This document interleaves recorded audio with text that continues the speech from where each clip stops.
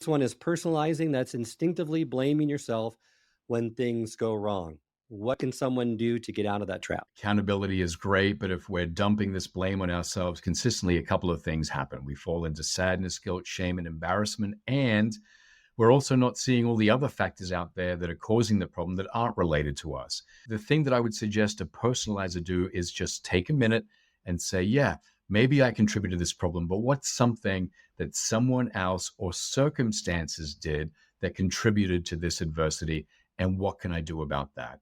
Wonderful. So the next one, externalizing, instinctively blaming other people or circumstances when things go wrong. So pretty much the opposite of the first one. We're talking before about how people do maladaptive things because they get reinforcement for it in the moment. And that's exactly the case with me. I'm an externalizer.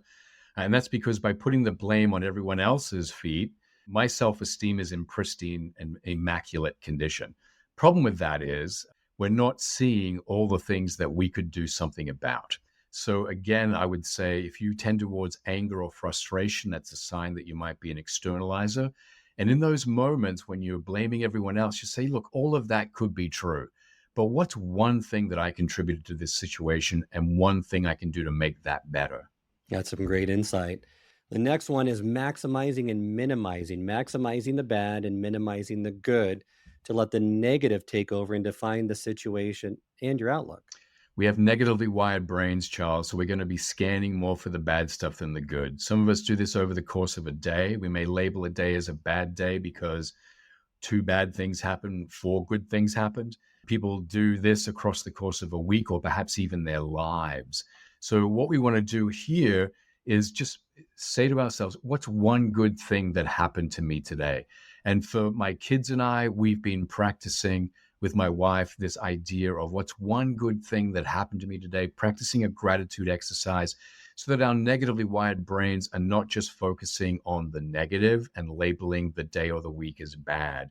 It's a really important thing to do, particularly as we've gone through the last 3+ years with the global pandemic, because our naturally negatively wired brains have gone hyper negative during this time. To get any kind of even handedness and recalibration, we need to start focusing a little bit on the positive. Great advice. This next one I know I struggle with is mind reading, expecting others to know what you're thinking without having to tell them.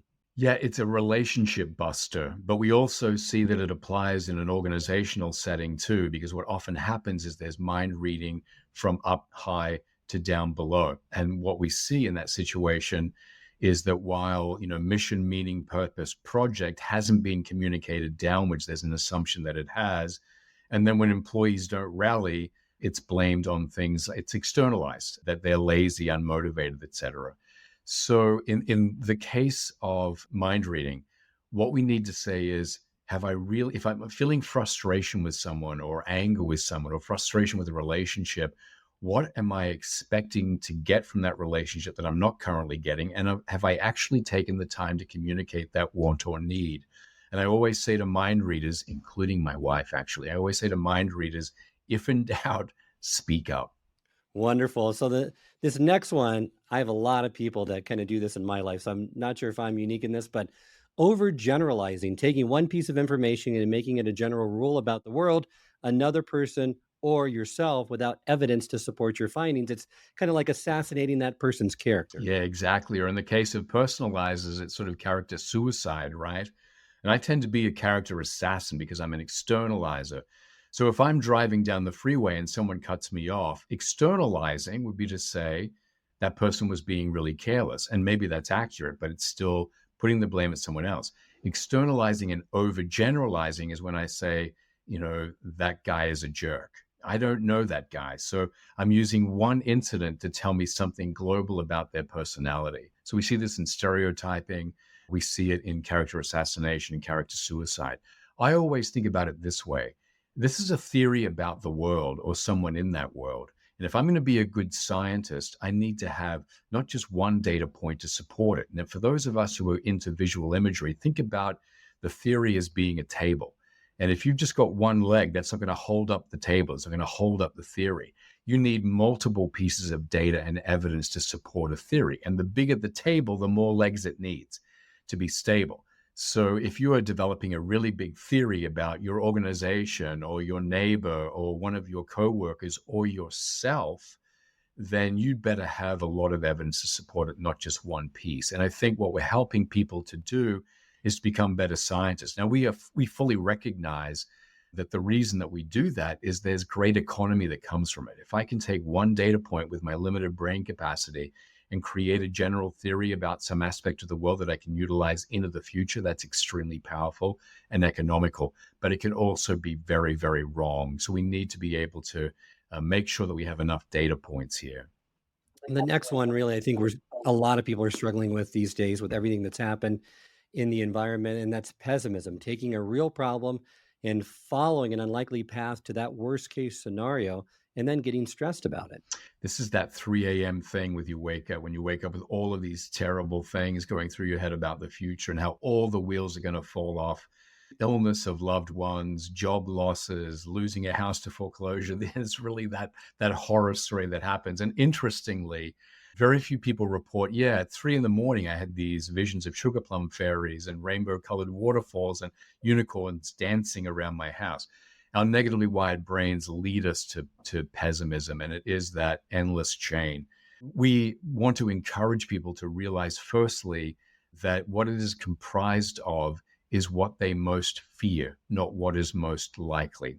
And we teach them the skill of worst case, best case, most likely, in order for them to realize that living out of a dumpster because we lost our job and we're now homeless is highly unlikely. And also, because we're worried about our jobs, getting that CEO position is highly unlikely. What's most likely is that we'll limp along and there'll be downsizings and right sizings and all of the kinds of things that happen in normal global organizational life, and we'll get through it. And what we want to be doing is making sure that we are securing our position as much as possible and keeping our options open as much as possible. That's what we need to problem solve. And so we want to refocus people on what is most likely, not what is most feared. Wonderful advice. The final one is emotional reasoning. That's the one that gets a little bit confusing. It's letting your thinking be led by your emotions and using your emotions as evidence that something is real. So I'm angry. So someone must have violated my rights instead of reversing that pathway, correct? Exactly so. So we talked about those powerful emotion radars that a thought can lead to the emotion, but it's circular to believe that because we're experiencing that emotion, that thought that we had about the world must be true. I can get into anger on the basis of a lot of inaccurate thoughts about my rights being violated. So if I use the anger as evidence of the violation, that's circular. And so that is what emotional reasoning is. Now we often see it in the workplace in terms of frustration. And frustration comes when you believe that you don't have the resources you need to get a problem solved. So often what we see in the workplace is that people get frustrated for a whole bunch of reasons. But then they say, I guess this proves that I don't have the resources I need to do anything. And then you see loss of motivation, lack of engagement. That's when you start to see quiet quitting, great resignation, when people feel like there's nothing that they can do to help a situation. So we really want to get out of that emotional reasoning state. And we can do that by really doing trap it, map it, zap it right in those moments to make sure that if we're going to feel that emotion, it's based on an accurate thought and that we're not doing that circular reasoning.